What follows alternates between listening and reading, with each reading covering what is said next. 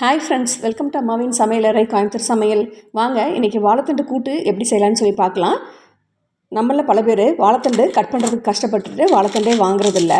நான் கட் பண்ணுற மாதிரி கட் பண்ணிங்கன்னா ரொம்ப குயிக்காக கட் பண்ணி முடிச்சிடலாம். வாழைத்தண்டு உடம்புக்கு ரொம்ப ரொம்ப நல்லது.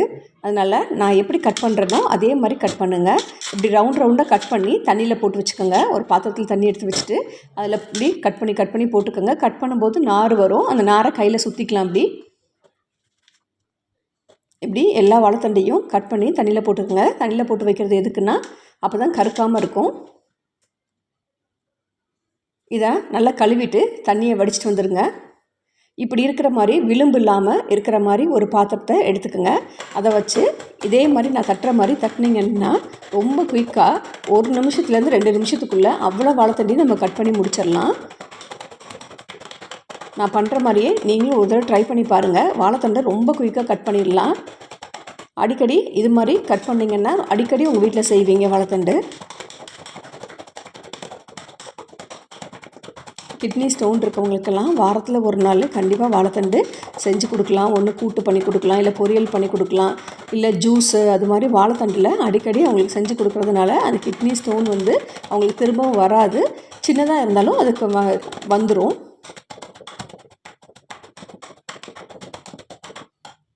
பாருங்கள் எவ்வளோ குயிக்காக கட் பண்ணியாச்சுன்னு வாழைத்தண்டை. இதில் மோர் கலந்து வச்சிடணும், ஏன்னா இல்லைன்னா வாழைத்தண்டு ரொம்ப குயிக்காக கருத்து போயிடும். நான் தயிரும் கொஞ்சம் தண்ணியுமா கலந்து எடுத்து வச்சிட்றேன். இது செய்கிறதுக்கு ஒரு 3 ஸ்பூன் அளவுக்கு பாசி பருப்பு எடுத்திருக்கேன். அதை நல்லா கழுவிட்டு குக்கரில் சேர்த்துக்கலாம். 1 கப் தண்ணியும் சேர்த்துக்கோங்க. இதில் நம்ம கழுவி எடுத்து வச்சுருக்கிற வாழைத்தண்டை சேர்த்துக்கலாம்.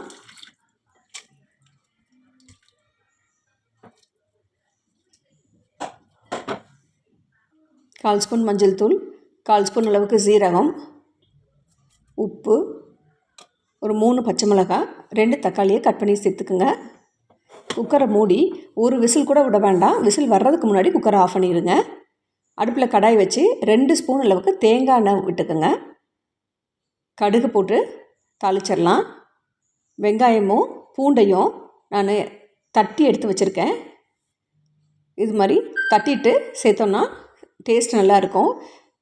இந்த கூட்டுக்கு தேங்காய் எண்ணெயில் தாளிக்கும்போது டேஸ்ட் நல்லாயிருக்கும். அதனால் தேங்காய் எண்ணெயில் தாளிக்கிறேன். கடுகு நல்லா பொரிஞ்சதுக்கப்புறம் வெங்காயமும் பூண்டையும் அதில் சேர்த்துக்கலாம்.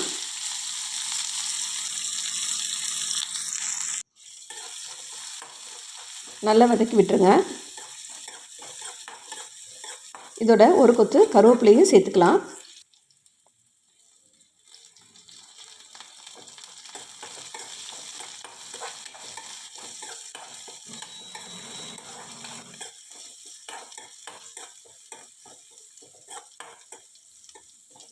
நல்லா வதக்கி விட்டுட்டு நம்ம வேக வச்சுருக்க வாழைத்தண்டை இதோட சேர்த்துற வேண்டிதான்.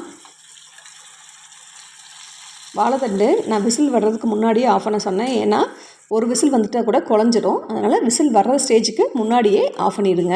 அப்போ தான் வாழைத்தண்டு குழையாமல் நல்லா வரும். ரொம்ப நேரம் கொதிக்க விட வேண்டாம். நான் இதில் தேங்காய் துருவல் சேர்த்துக்கிறேன். உங்களுக்கு தேங்காய் துருவல் சேர்க்க இஷ்டம் இல்லைன்னா சேர்த்துக்காதீங்க. தேங்காய் சேர்த்தா டேஸ்ட் நல்லாயிருக்கும். அதனால் சேர்த்துட்டு ஒரு கலந்து விட்டு ஒரு கொதி மட்டும் விட்டால் போதும். ரொம்ப நேரம் கொதிக்க தேவையில்லை. ஒரு கொதி வந்தோடனே ஸ்டவ்வை ஆஃப் பண்ணிடலாம். இந்தளவு கொதிச்சா போதும். ஆஃப் பண்ணிவிட்டு சர்வ் பண்ணிடலாம். அம்மாவின் சமையலறை கோயம்புத்தூர் சமையலை சப்ஸ்கிரைப் பண்ணாமல் இருந்தீங்கன்னா சப்ஸ்கிரைப் பண்ணுங்கள். மறக்காமல் ஆல்கிற பட்டனை ப்ரெஸ் பண்ணுங்கள். அப்போ தான் நான் போடுற எல்லா நோட்டிஃபிகேஷனும் உங்களுக்கு உடனே வரும். தேங்க்ஸ் ஃபார் வாட்சிங்.